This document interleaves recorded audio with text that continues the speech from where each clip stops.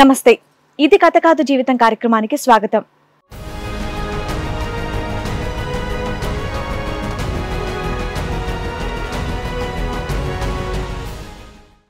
ఒకప్పుడు కోరికల కోసం నా భర్తను వదిలేసి తప్పు చేశాను. ఇప్పుడు ఆ కోరికలే శాపాలై నా జీవితాన్ని నాశనం చేసింది అని అంటోంది అనిత. ఎలాగైనా సరే నా భర్తతో నన్ను కలపండి అని కోరుతోంది. అసలు ఆమె సమస్యకి పరిష్కారం ఉంటుందా? ఆమె కావాల్సిన న్యాయం దొరుకుతుందా? చూద్దాం. ఏంటి సమస్య? టచ్చెల్లులు వచ్చాయి కదా, భూమి మీద టచ్చెల్లులు వచ్చాయి కదా, ఆ సెల్లులో ఒక వ్యక్తి నాకు పరిచయం అయ్యాడు. దాంట్లో నేను షాట్ చేయటం, ఒక వ్యక్తితో పరిచయం పెరిగింది నాకు. మీ ఆయనతో ఎంజాయ్ చేయడానికే నీకు టైం చాలదు, ఫోన్ లో చాటింగ్ లో ఇంకొకరు తగులుకున్నావా? అట్లా అయిపోయింది. ఇక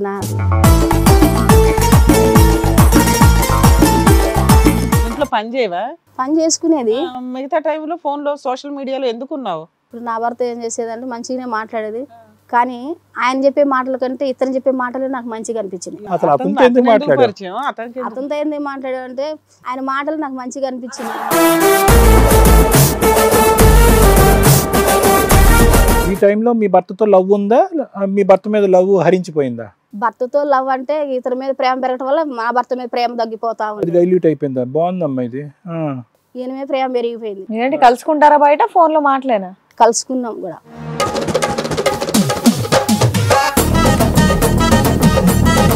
ఫిజికల్ రిలేషన్ ఏమైనా ఉందమ్మా మీ మధ్య?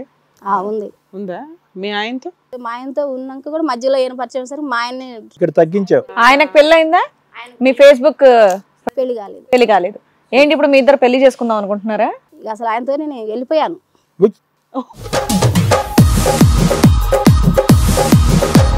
ఇతనితో పరిచయం, ఫిజికల్ రిలేషన్, ఇతనితో జంప్ అయిపోయావా? వెళ్ళిపోయాను.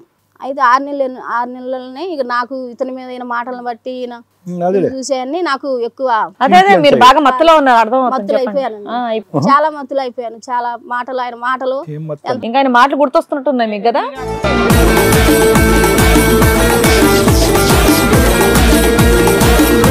అంత అయిపోయింది. మరి ఇక్కడికి ఎందుకు వచ్చారు?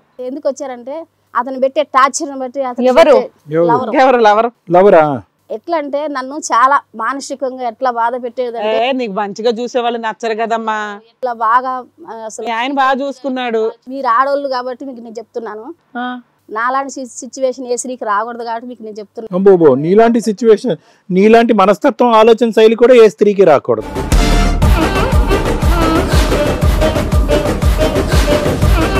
నీ భర్త దగ్గర సుఖం లేదు కాబట్టి నువ్వు నా దగ్గరకు వచ్చింది, నువ్వు కూడా శరీర సుఖం కోసం వచ్చినావు కాబట్టి అని చెప్పేసి నేను చేతగాకుండా పడుకున్నా నన్ను అట్లా బ్రివేర్ చేసేది ఆయన. సుఖం అనే పదం ఒకటే కానీ అతని డెఫినేషన్ డిఫరెంట్. మామూలు కాదు, అసలు మామూలు టార్చర్ కాదండి, చెప్పకూడదు, అంత భయంకరంగా. అసలు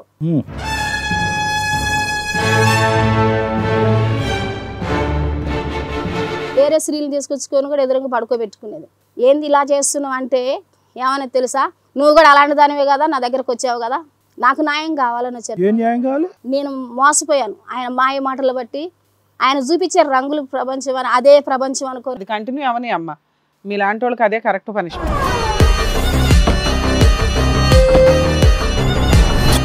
తాగటం, అన్ని అలవాట్లు ఆయనకు లేని అలవాట్లు లేవు. అది వచ్చిన అమ్మాయిలకి డబ్బులు ఇవ్వటం, వాళ్ళకి కార్లు బుక్ చేసి పంపించటం. నేను ఇలా చేశానని చెప్పేసి నా తల్లి గారు కూడా నన్ను వదిలేశారు.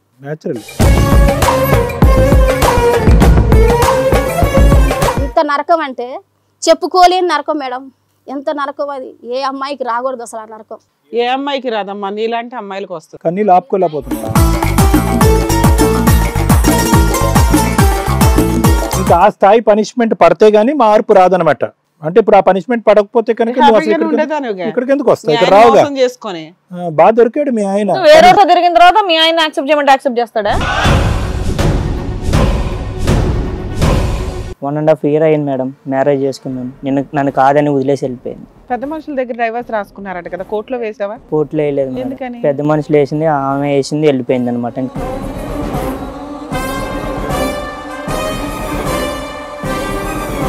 నువ్వేనా ఫేస్బుక్ ఫ్రెండ్? ఏమో నువ్వు అసలు మాయలు మంత్రాలు చేసావాడు కానీ మాటలకి నిద్ర కూడా పోయేది కాదట నువ్వు మాట్లాడపోతే. పెళ్ళైన అమ్మాయితో నీకేం పని? నాకు తెలియదు మేడం పెళ్ళైన. చెప్పలే, తర్వాత తెలుసుగా లేపుకెళ్ళిపోయినప్పుడు. అప్పుడు కూడా ఏం చెప్పలే మేడం.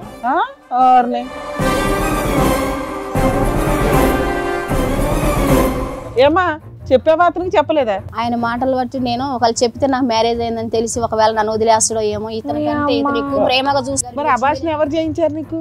నువ్వే వెళ్ళి చేయించుకున్నావా? నేనే వెళ్ళి అపార్షన్ చేయించుకున్నాను. నట సామ్రాట్, నట కీర్తి. అమ్మో,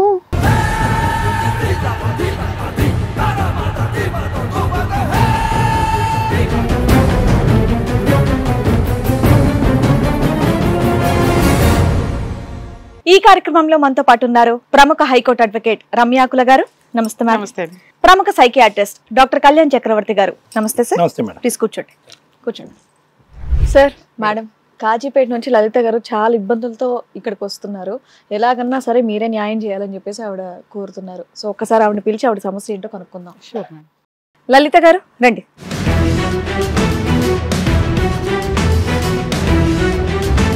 నమస్తే అమ్మా. లలిత గారు, ఏం చేస్తూ ఉంటారండి మీరు? మిషన్ కుడతా ఉంటాను.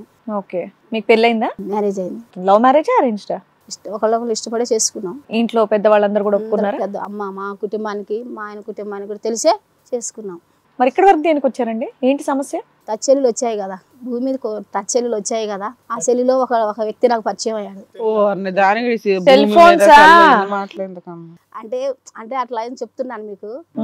దాంట్లో నేను షాట్ చేయటం, ఒక వ్యక్తితో పరిచయం పెరిగింది నాకు వాట్సాప్ లో. మీ ఆయనతో ఎంజాయ్ చేయడానికే నీకు టైం చాలదు, ఫోన్ లో చాటింగ్ లో ఇంకొకరిని తగులుకున్నావా? ఇది లవ్ మ్యారేజ్ కూడా కదమ్మా, పోనీ అరేంజ్ మ్యారేజ్ కూడా కాదు. చక్కగా లవ్ చేసి నాకు మంచి చెప్పేది. అంటే వాళ్ళకి మా వాళ్ళకి పరిచయం, అందరూ తెలిసే మ్యారేజ్ చేసుకున్నాం. మీ ఆయన ఎలాగో లవ్ మ్యారేజ్ గా చేసుకున్నాం, మళ్ళీ ఇమీడియట్ గా సంవత్సరంలో ఇంకొన్ని తగులుకోవడం ఏంటమ్మా? అట్లా అయిపోయింది. ఇక నాది ఎట్లా అయిపోయిందమ్మా? అసలు నువ్వు ఫోన్ లో ఆ పనిలో ఎందుకు కూర్చున్నావు? ఎందుకు కూర్చున్నానంటే ఇంట్లో పని చేయవా? పని చేసుకునేది. మిగతా టైంలో ఫోన్ లో సోషల్ మీడియాలో ఎందుకున్నావు? ఎందుకున్నానంటే చెప్తున్నాను కదా, ఇప్పుడు నా భర్త ఏం చేసేదంటే మంచిగానే మాట్లాడేది, కానీ ఆయన చెప్పే మాటల కంటే ఇతను చెప్పే మాటలు నాకు మంచిగా అనిపించింది. అసలు అతనితో ఎందుకు మాట్లాడేవంట? అసలు అతనితో ఎందుకు మాట్లాడావు? అతనితో ఎందుకు మాట్లాడావంటే ఆయన మాటలు నాకు మంచిగా అసలు ఆయన ఎవరు, మీకు ఎలా పరిచయం? ఫేస్బుక్ లో పరిచయం అయ్యారు నాకు. ఈ ఫేస్బుక్ లో ఆయన ఫోటో నెంబరు నాకు దొరికింది.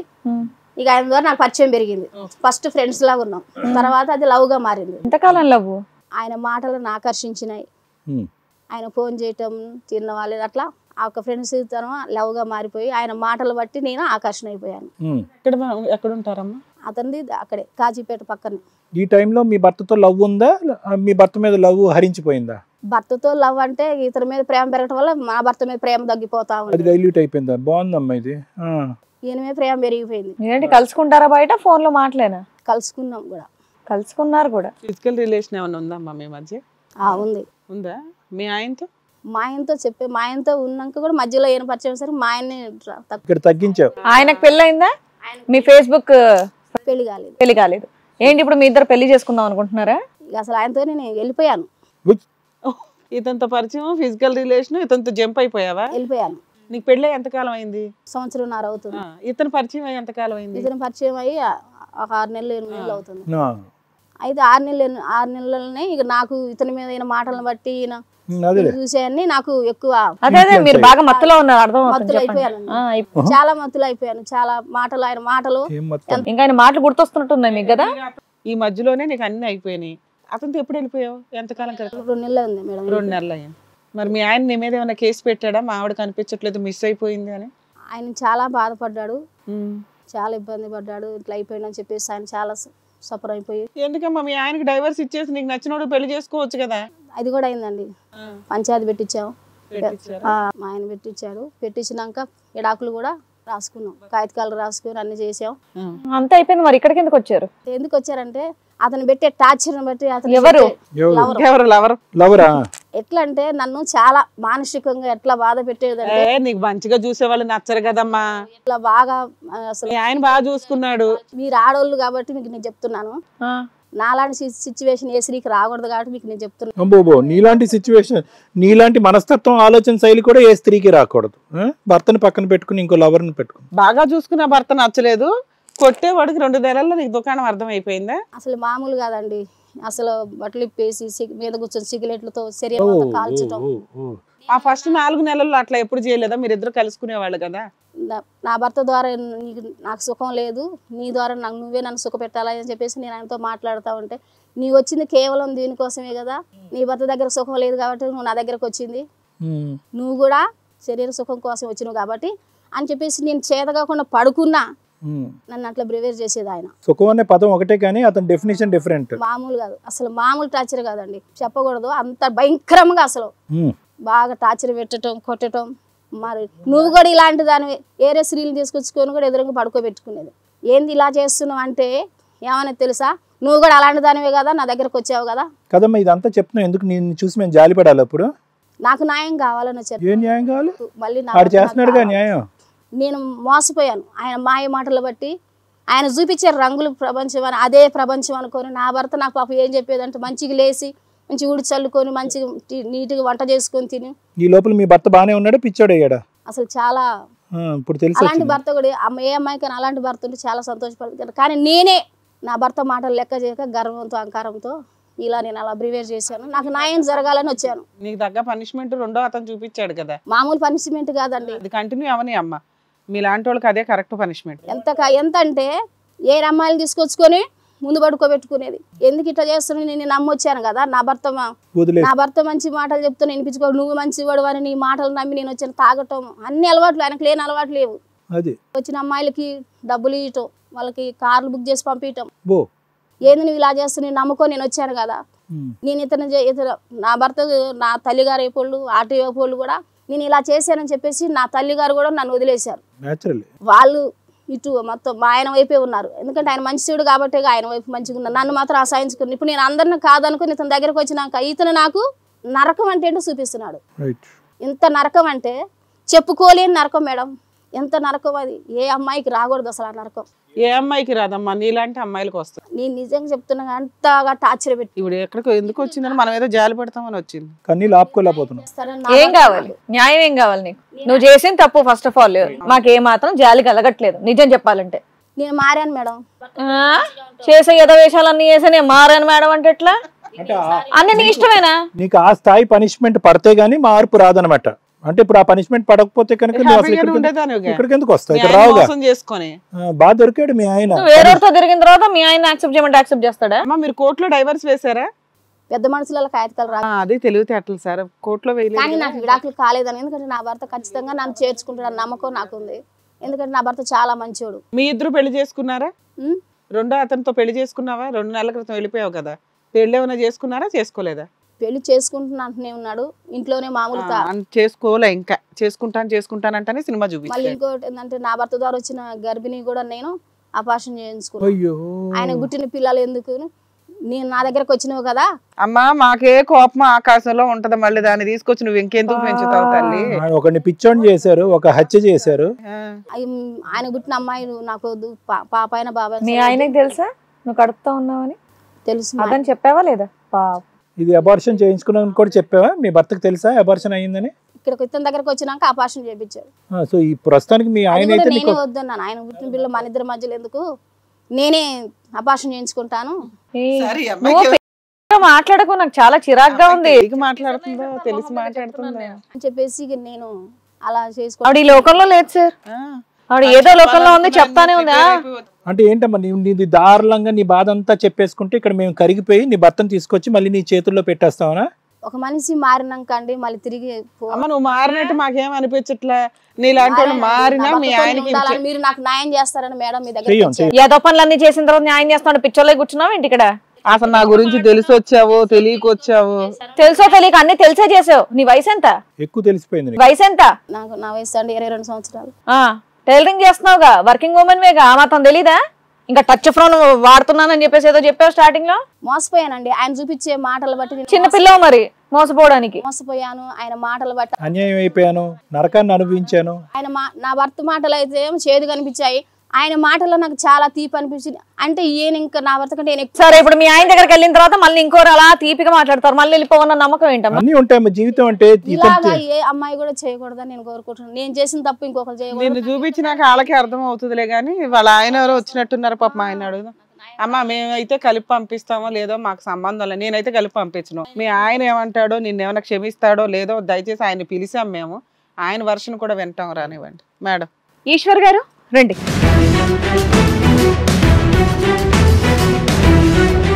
కూర్చోండి. ఏం చేస్తూ ఉంటారండి ఈశ్వర్ గారు? జాబ్ చేస్తున్నారు.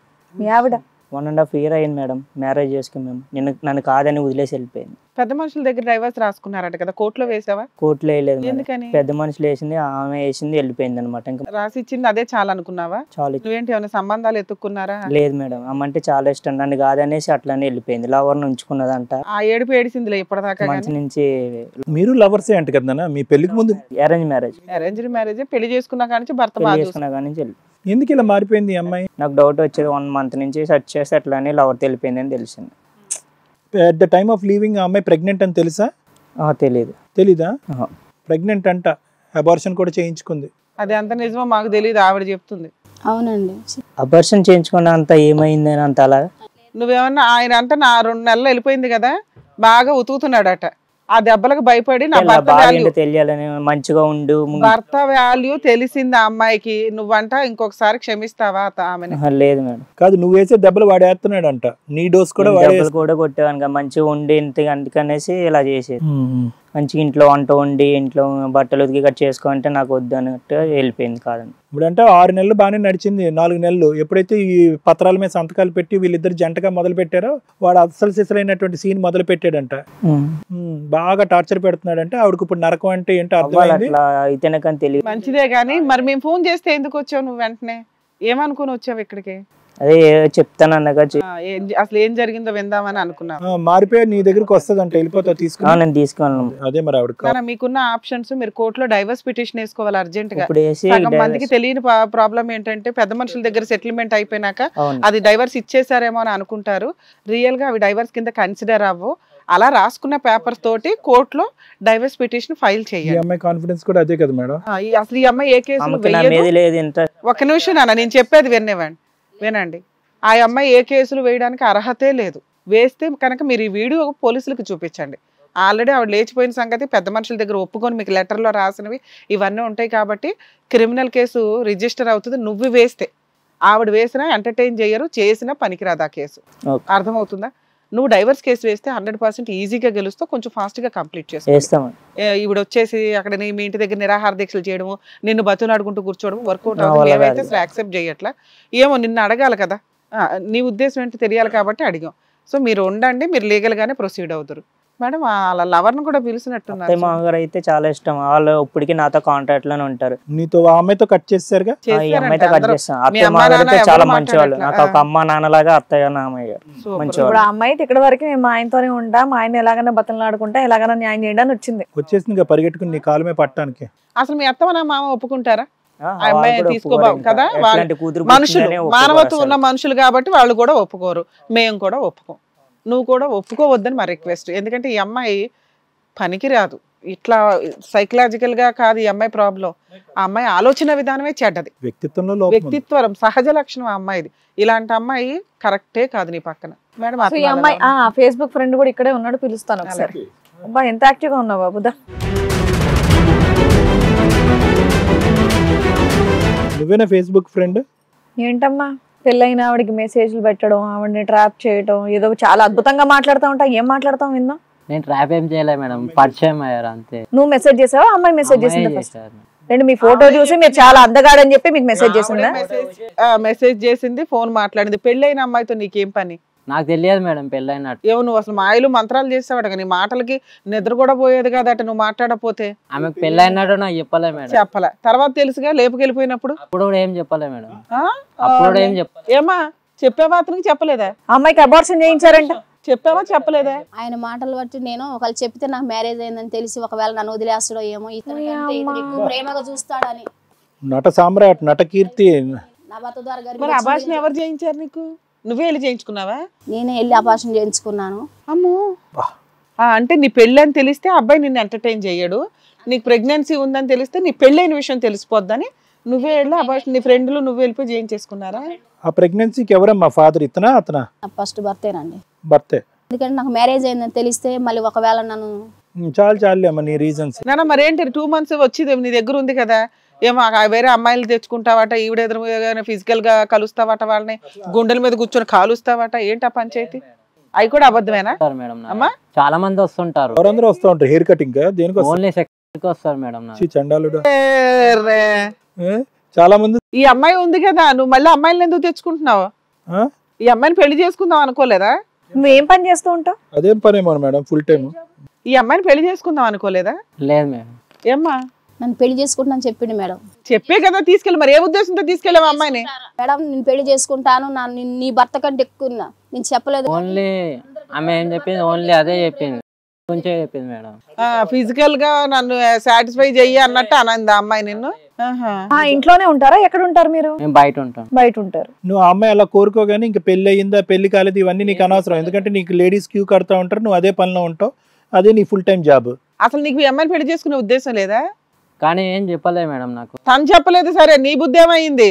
నేను పెళ్లి చేసుకుంటాను, నేను మంచి నీకేమైనా జబ్బులు ఉన్నాయా? ఏం లేవు మేడం. మరి ఎంతమంది అమ్మాయిలతో ఎలా తిరుగుతున్నావు?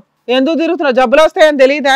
ఈ అమ్మాయికి టెస్టులు చేయండి ఫస్ట్. పెళ్లి చేసుకునే ఉద్దేశం లేదా నీకు ఏ అమ్మాయిని? చేసుకున్నా ఉంది మేడం. మరి ఎంతమంది అమ్మాయిలతో తర్వాత తిరుగుతావు? చెప్పేది మేడం నాకు. ఎంతమంది అమ్మాయిలతో తిరుగుతావు నువ్వు? పెట్టేది, సిగరెట్లు పెట్టి కాల్చేది, నన్ను ఎంతో నరకం చూపిస్తే ఏరే అమ్మాయిలతో ఇదో నీకు సిగ్గుండాలి, వెళ్ళిపోవాలి కదా అప్పుడే. ఇప్పుడు అతన్ని తిట్టేసి కొట్టేమంటావా? అసలు అమ్మా నువ్వు ఎంత క్రిమినల్, నీ దాంట్లో సగం అతను. నా భర్తను వదిలేసి నా తల్లిగారు అత్తగారు అందరిని వదిలేసింది కదా, ఇక వాళ్ళ కాడికి నేను ఏ ముఖం పెట్టుకుని వెళ్ళాలి? నువ్వు ఇంట్లో నుంచి వెళ్ళేటప్పుడు కూడా మా ఆయన మొహం ఏమొద్ది, మా అమ్మ నాన్న మొహం ఏమొద్ది, మా అత్తమ్మ మొహం ఏమొద్ది అనేది ఆలోచించలేదా? నీ స్వార్థం మాత్రం చూసుకొని వెళ్ళిపోయావు కదా. ఇప్పుడు వచ్చి న్యాయం కావాలని కూర్చుంటే న్యాయం కావాలి, ఏ ఆడదానికి అవ్వకూడదు. నీ గురించి నువ్వు ఆలోచించుకో, ఊర్లో ఉన్న ఆడవాళ్ళందరి గురించి నీకెందుకు? ఇంత దరిద్రంగా ఏ ఆడవాళ్ళు చేయరు. ఇంత ఒళ్ళు కొవ్వెక్కి చేసిన వాళ్ళు మేమైతే చూడలే. మారిపోయాను మేడం, సరే చాలులే. మారిపోయాను. నాకు న్యాయం చేయండి మేడం ప్లీజ్ మేడం. నేను నా భర్తతో అతను చేస్తాడు న్యాయం, అతను చాలా బాగా చేస్తాడు న్యాయం. ఇంకో సంవత్సరం పాటు చేస్తా అంటున్నాను న్యాయం. చచ్చిపోతా కదా సార్, నేను మాత్రం మళ్ళీ అమ్మ మా స్టేజ్ మీద ఆ డైలాగులు చెప్పకండి తల్లి. మీరు ఏదో చేసుకుని మళ్ళీ మమ్మల్ని మేము కాపాడలేదని మమ్మల్ని అంటారు. ఎవరిని పడితే వాళ్ళకి న్యాయాలు చేస్తూ కూర్చోలేము ఇక్కడ. అమ్మ నువ్వు చేసిందంతా తప్పు, న్యాయం చేయాల్సింది మేం కదగో. వాళ్ళిద్దరిట్లో ఎవరో ఒకరు. అసలు ఈయన వదిలేము, అసలు అడిగే రైట్స్ కూడా లేవండి మనకి. పాప మా అబ్బాయిని ఎందుకు ఇక్కడ ఈ స్టేజ్ మీద ఎవరినైనా సేవ్ చేయాలంటే ఈశ్వర్ని సేవ్ చేయాలి అంతే. అంతే. మీలాంటి భయంకరమైన మనుషుల మధ్య నుంచి అమ్మాయిలకి అసలు నువ్వు వదిలే నాన్న, అసలు నిన్ను అడగట్లేదు కూడా. నువ్వు ముందు అర్జెంట్ గా డైవర్స్ పిటిషన్ ఫైల్ చేసి నన్ను క్షమించండి అండి. ఇంకెప్పుడు మంచిగా ఉంటాను. ఎందుకు ఆయన చేసుకోరాదు? పోయావు కదా ఆయన మాటల్లో. మీ అమ్మ నాన్న వెళ్ళి బతులు అడుకో ఫస్ట్. వాళ్ళు క్షమిస్తే భూప్రపంచంలో నాన్నకంటే మా అత్త మామ కంటే నా భర్త నాకు దేవుడితో. అబ్బా అతను దేవుడు, నువ్వు రాక్షసి. ఆయన చెప్పే ప్రతి మాటలు నాకు సేద్ అనిపించినాయి. ఇతనితో ఫోన్ లో మాట్లాడినప్పుడు ఎంతో.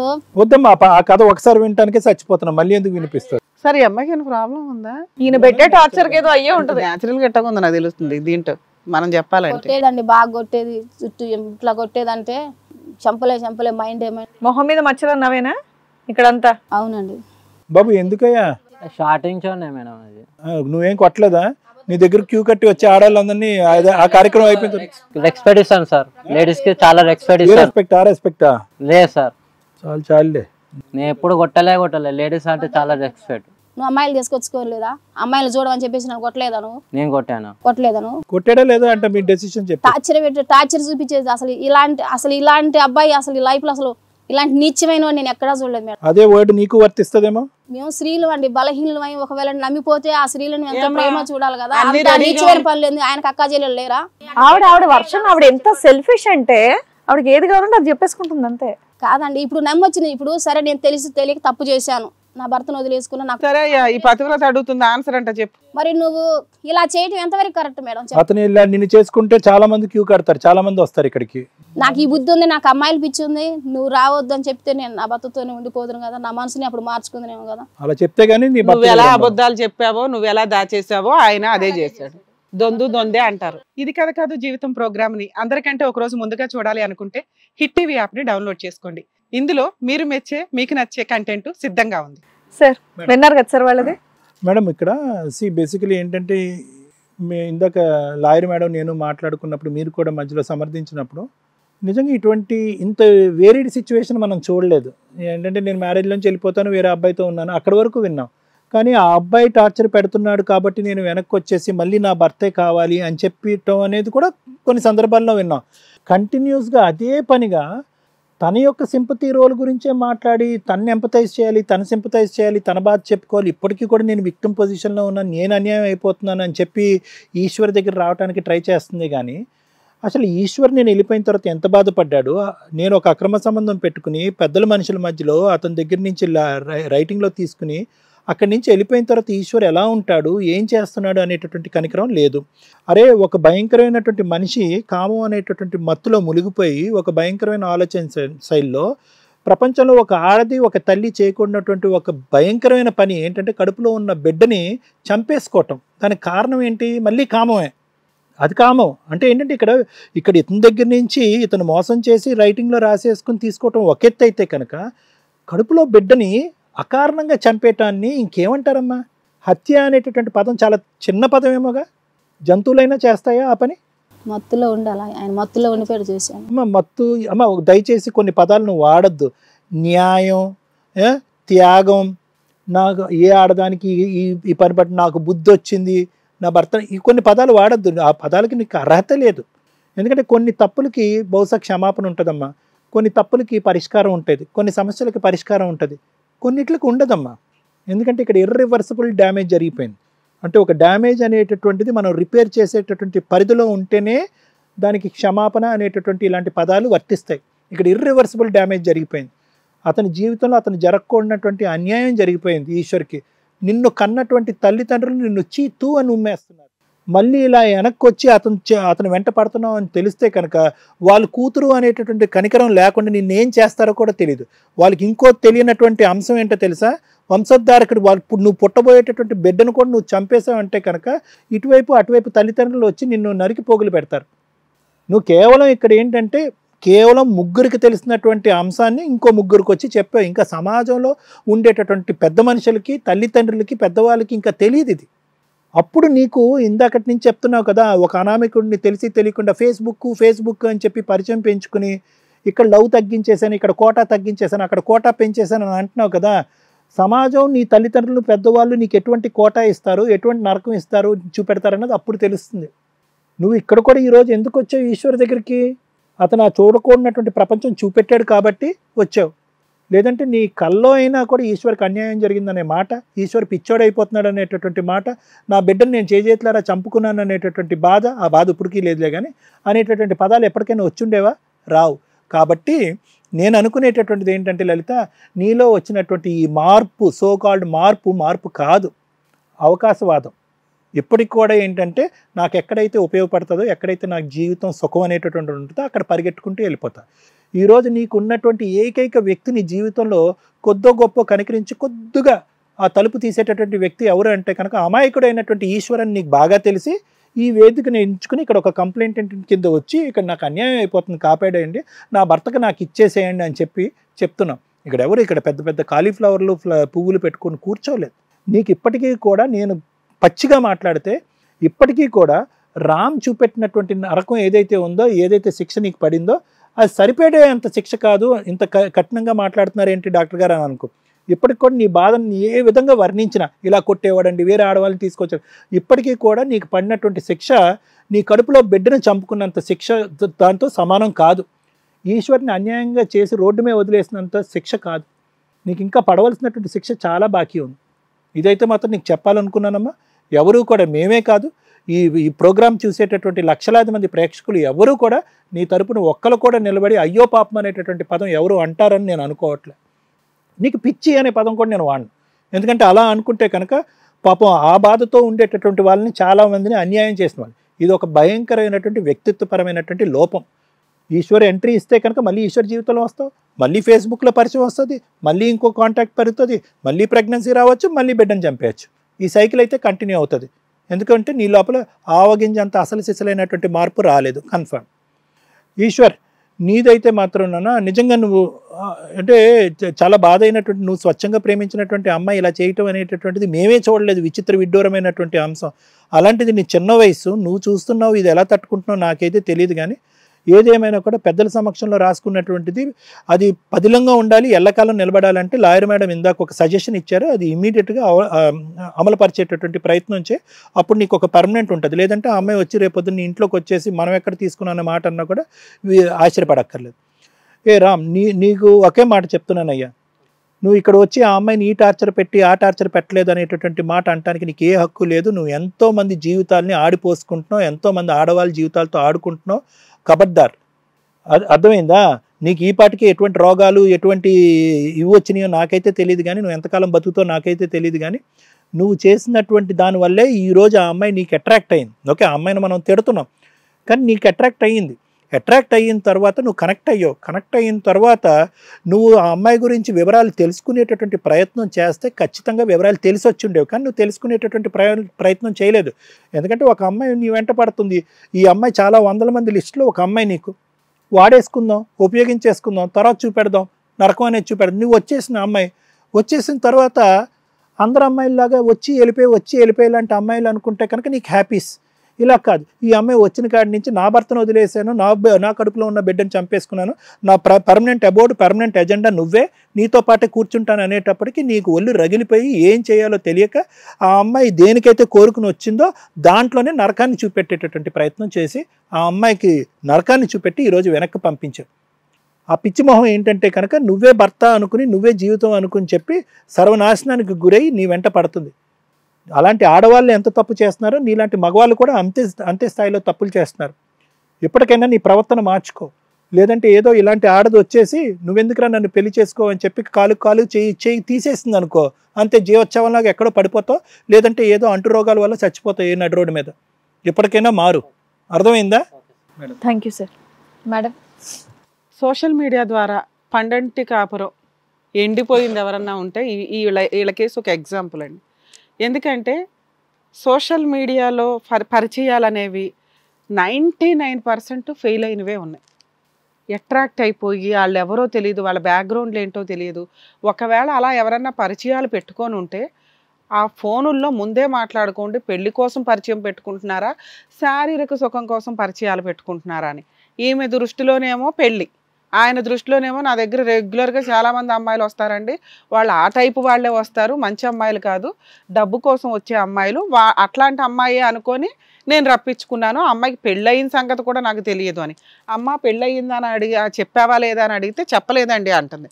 అదృష్టం ఏంటంటే కొన్ని నిజాలు మాట్లాడింది. కానీ ఆ అమ్మాయి చేసిన తప్పు ఏదైతే ఉందో ఆ తప్పు కనుక కొంచెం ఇంతే ఉండి ఆ అబ్బాయి చేసిన తప్పు కొంచెం ఎక్కువ ఉంటే రియలైజ్ అయిపోయి చేతులు దులిపేసుకొని యువతలకు వచ్చేసేది. ఈవిడ చేసిన తప్పు పీక్స్లో ఉంది, ఈవిడికి ఎదురు 2 monthsలో జరిగిన అన్యాయం కూడా అంతే పీక్స్లో ఉంది. ఈ రెండు హై లెవెల్లో ఉండేసరికి అమ్మగారు చిప్పు దొబ్బిందేమో అని నా డౌట్. అవి క్లియర్గా కనిపిస్తుంది. ఎందుకంటే మనం అడిగిన క్వశ్చన్కి ఆన్సర్ చెప్పట్లా. నేను విక్టిమ్, నేను స్త్రీ అనే విక్టిమ్ కార్డు వాడుకోవడానికి మ్యాక్సిమం ట్రై చేస్తూ అయిపోయింది. మా ఆయన చాలా మంచోడు, మా ఆయన బంగారు. అమ్మా నాన్న దగ్గరికి వెళ్తే ఎన్ని తప్పులు చేసినా 4 పీకన్నా కడుపులో పెట్టుకుంటారు. అలా వెళ్ళటానికి కూడా ఈవిడ ధైర్యం చేయలేదంటే ఈవిడ ఏ టైప్ ఆఫ్ దారుణమైన పని చేసిందో అక్కడ సొసైటీ వాళ్ళకి అర్థమైంది, సొంత తల్లిదండ్రులకి అర్థమైంది. బక్కరా ఎవడన్నా దొరికాడు అంటే పాప మా పిల్లాడు. ఆ పిల్లాడు ఎందుకు వచ్చాడంటే అదేంటి నాకు డైవర్స్ పేపర్ ఇచ్చేసింది కదా, ఇంకా ఎందుకు వచ్చిందండి అసలు నాకు అమ్మాయికి ఏం సంబంధం. మనోడు ఫోన్ చేస్తే అతను అన్న మాట అదే, కాదు నాన్న ఇలా అంటే మరొకసారి రా అంటే పాపం నిజాయితీగా వచ్చాడు. నిజంగా మమ్మల్ని నమ్ముకొని వచ్చినందుకు నాన్న నీకు ఎక్కడ అన్యాయం జరగదు, నీకు ఈ అమ్మాయిని అంటగట్టి మేము పంపించట్లేదు, మీకు తెలియదు లీగాలిటీ తెలియదు కాబట్టి ఇక్కడ ఒక క్లారిటీ. ఇట్లాంటి అమ్మాయికి ఈ అమ్మాయి మళ్ళీ ఒకవేళ అక్కడ మా ఆయన్ని పిలిపించుంటే నేను బతులాడుకునేదాన్ని, సో ఇక్కడ కుదరలేదు కాబట్టి ఇంకో చోట పిలిపిస్తా, ఇంకో పోలీస్ స్టేషన్కి వెళ్ళి పిలిపిస్తా అని నిన్ను తిప్పకుండా ఆ అమ్మాయికి ఇక్కడ సర్కిల్ గీసేసాం. సో నిన్ను ఇంకెక్కడికి పిలవదు, పిలిస్తే ఇమ్మీడియట్గా మా టీవీ ప్రోగ్రామ్ గురించి చెప్పండి, ఏదున్నా కోర్టులో చూసుకుంటాను, ఏం చేసుకుంటారో చేసుకోండి అని చెప్పే రైట్స్ నీకున్నాయి. ఆవిడ పెద్ద మనుషుల ద్వారా పిలిచినా, చుట్టాల ద్వారా పిలిచినా, ఎవరి ద్వారా పిలిచినా కూడా ఆవిడ కోర్టుకు వెళ్ళినా ఆ అమ్మాయి కేసు ఎంటర్టైనే చెయ్యరు. మ్యాక్సిమం ఈ మధ్య అండి మన కేసెస్ జడ్జెస్ కూడా చూస్తున్నారు, వాళ్ళకి ఒక అవేర్నెస్ అనమాట, అరే ఇంత దారుణంగా ఉందో బయట సొసైటీని. ఎందుకంటే కేసులు చూసి అంతవరకు వేరు, కానీ క్రూయాలిటీలు కానీ ఇవన్నీ ఎంత దారుణంగా మారిపోయినాయి అనడానికి ఈ కేసు ఒక ఎగ్జాంపుల్. ఆ అమ్మాయి స్త్రీ అనే విక్టిమ్ కార్డుతోటి లీగాలిటీని ఎంత మిస్యూజ్ చేస్తున్నారనడానికి ఈ అమ్మాయి కేసు ఒక ఎగ్జాంపుల్. దయచేసి అది స్త్రీనా పురుషుడా అని కాకుండా ఎవరు విక్టిమ్, జెంట్స్ విక్టిమ్స్ ఎక్కువ ఉంటున్నారు, కొంచెం రికగ్నైజ్ చేయండి. ఇక పెళ్ళి అయ్యింది, ఇక మహిళే విక్టిమ్ అనుకుంటే ఇక సమాజంలో ఇంకా పెళ్ళిళ్ళు అనేవి ఆగిపోతూ ఉంటాయి కొంతకాలానికి. ఇప్పటికే చేసుకోవడానికి భయపడి చేస్తున్నారు. ఏం చేశాడు ఆ పిల్లోడు, ఏం అన్యాయం చేశాడు? పెళ్లి చేసుకోవడం ఒక్కడా నువ్వు చేసిన తప్పు. ఇక్కడ నువ్వు బాగా చూడడం, నువ్వు బాగా ప్రేమించడం ఆవిడకి చేదైపోయిందట. ఇలాంటిది ఒక జడ్జిమెంట్ ఉందండి. బెంగళూరులో హైకోర్టులో వేసింది ఆ అమ్మాయి. నా భర్త యొక్క ప్రేమని నేను తట్టుకోలేకపోతున్నాను, బోర్ కొట్టేస్తుంది నాకు, 4 years అయింది మ్యారేజ్ అయ్యి, ఎవ్రీడే పేమెంట్ ఇస్తూనే ఉంటాడు, గిఫ్ట్లు ఇస్తూనే ఉంటాడు, సర్ప్రైజ్ చేస్తూనే ఉంటాడు, అతి ప్రేమ నేను తట్టుకోలేకపోతున్నానండి అని ఆవిడ డైవర్స్ అప్లై చేసింది. అది sensational judgement, landmark judgement. ఒక రిమోటు నాకు ఇవ్వలేదండి అని కొట్టుకొని డైవర్స్ చేసిన కేసులు ఉన్నాయి. ల్యాండ్ మార్క్ జడ్జిమెంట్స్ ఇవి. అంటే అది క్రూయాలిటీ కింద వాళ్ళు కన్వర్ట్ చేస్తారు. నువ్వేంట్రా అంటే ప్రేమించడం ఆవిడకి చేదుగా అనిపించిందంట, 30 సార్లు చెప్తుంది ఇప్పుడు రియలైజ్ అయ్యి. ఈవిడికి అతి పెద్ద పనిష్మెంట్ ఏంటో తెలుసా? సూపర్ డూపర్ అబ్బాయి తగిలాడు. నాకు చాలా హ్యాపీగా అనిపించింది తెలుసా వింటున్నంతసేపు. మంచి భర్తల్ని అన్యాయం చేసిన ఏ స్త్రీ కూడా నేను చూసిన కేసుల్లో కూడా బాగుపడిన వాళ్ళు కనిపించలే. విత్ ఇన్ 2 yearsలో వాళ్ళు అనుభవిస్తూ ఉంటారు పర్ఫెక్ట్గా. నువ్వెంతో నీ ఇంట్లో నీ తమ్ముడికో అన్నకో ఏ అన్యాయం జరుగుతుందో నీ భర్త కూడా అలాంటోడే. వాళ్ళ అక్కకో వాళ్ళకి అతను కూడా ఒక అన్నో తమ్ముడు అవుతాడు కదా. మీకే అన్యాయం జరిగింది పెళ్ళైపోయి అనుకుని ఎందుకు మాట్లాడతారు? మీ ఇద్దరికి పడక విడిపోయే కేసులు అవి. అబ్బాయే పనిష్మెంటు, అబ్బాయే కాంపెన్సేషను. మారండి. ఇంకా మీ కేసులో మీరు ఇమ్మీడియట్గా డైవర్స్ పిటిషన్ ఫైల్ చేయండి. మీ ఇంట్లో వాళ్ళతో కూడా మేము మాట్లాడతాము. ఒకవేళ ఎవరు దొరకకపోతే మాకు కాంటాక్ట్ అవ్వండి, మేము ఫ్రీ సర్వీస్ చేస్తాం మీ కేసులో. అర్థమవుతుందా? నీకు అతని సరౌండింగ్స్కి వెళ్ళే అర్హత కూడా లేదు. లేదు మేడం, నేను మారిపోయాను మేడం. ప్లీజ్ మేడం ఒక అవకాశం ఇవ్వండి మేడం. అతను 1% కూడా రెడీగా లేరు. మీలాంటి అమ్మాయిని అంటగట్టాల్సిన అవసరం మాకు లేదు. బతిలాడుకుంటాం మేడం మా ఆయన. బతులాడుకో. నీకు ఇక్కడితో లాస్ట్ ఛాన్స్ చెప్తున్నావు. ఇంకెక్కడికి పిలిచే అర్హత లేదు మీకు. ఇంకెప్పుడు నేను ఇలాంటి తప్పు చేయనండి. ఒక్కసారి నన్ను క్షమించండి. అసలు అత్తయ్య గారు అంత అమ్మగారు క్షమించండి. ఇంకెప్పుడు నేను ఇలా పొరపాటు చేయను. మీరు నన్ను అర్థం చేసుకోండి మేడం. యువతలకు రా, ఇంకా చాలు. అబ్బాయి భయపడుతున్నాడు అక్కడ. అమ్మా చేతులు కాళ్ళు ఎరగొట్టేసేటట్టున్నావు. ఇల్లు రామా యువతలకు రా. ఇల్లు అక్కడ కూర్చో. సార్ నన్ను క్షమించండి. అమ్మా రా యువతలకే. నీకు ఇంత కూడా అర్హత లేదు. లేదు మేడం, ప్లీజ్ మేడం మీరు న్యాయం చేస్తాను. అమ్మా నువ్వు ఎవరిని బతులాడాలో చెప్తాం, కూర్చో. మీ ఆయన్ని బతులాడే అర్హత నీకు లేదు. నువ్వు ప్రెగ్నెన్సీ అని కన్ఫర్మ్ అవ్వగానే ఆ 2nd monthలోనే అబార్షన్ చేయించుకున్నావు చూడు, అక్కడే నువ్వు పాతాళంలో పడిపోయిన స్త్రీవి. నీలాంటి వాళ్ళని సొసైటీలో బతకనివ్వాలి కానీ అలా అద్భుత అవకాశాలు కల్పించడం మా స్టేజ్ మీద అయితే కుదరదు. నానా మీరు వెళ్ళిపోవచ్చమ్మా, కోర్టులో కేసు ఫైల్ చేసుకుని. సార్ అది బెటర్ అండి, అతను లీగల్ గా వెళ్ళిపోవడం బెటర్. అబ్బాయి టక్కుమని వెళ్ళిపోయి ఎంత చిరాగ్గా ఉందో అమ్మాయిని చూస్తే. మనకే అనిపిస్తుందా అట్లా.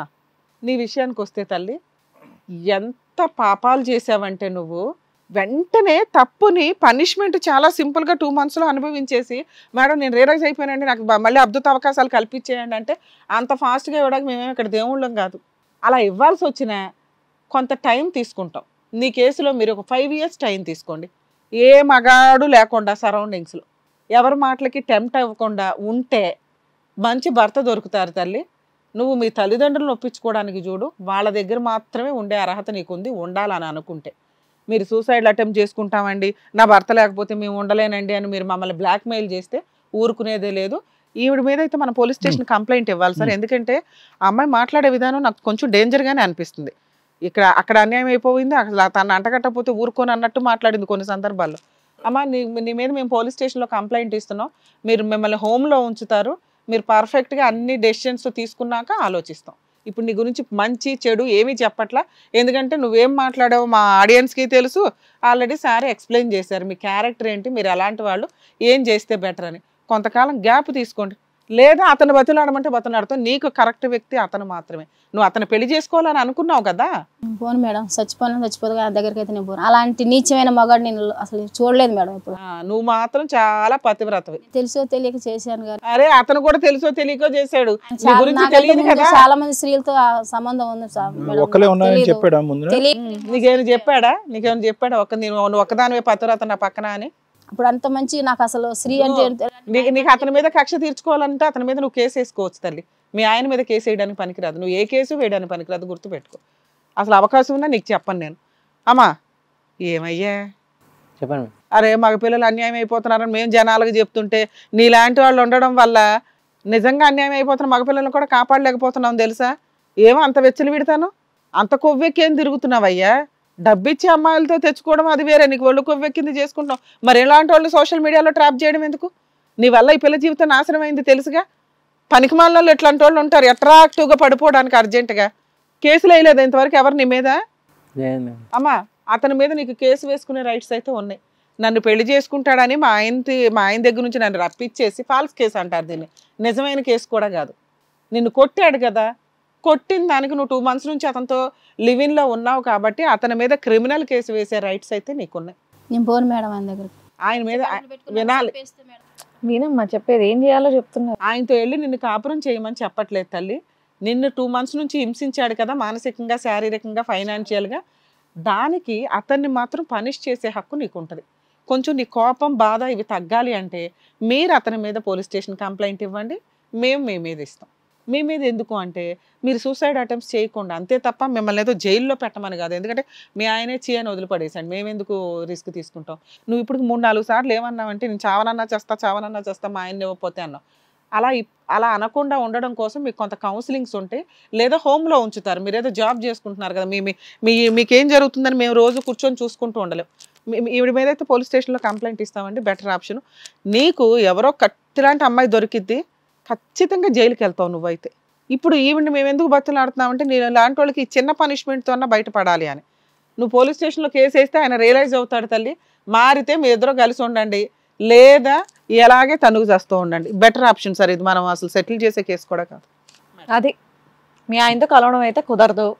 ఆయన మీద ఏమైనా కేసు వేసుకోవాలంటే క్రిమినల్ కేసు వేయొచ్చు అని మేడం క్లియర్గా చెప్పారు. కేసు వేసుకో, బయటకు వెళ్ళి చూసుకోండి మీరు. ఇంకా వెళ్ళండి వెళ్ళమ్మా.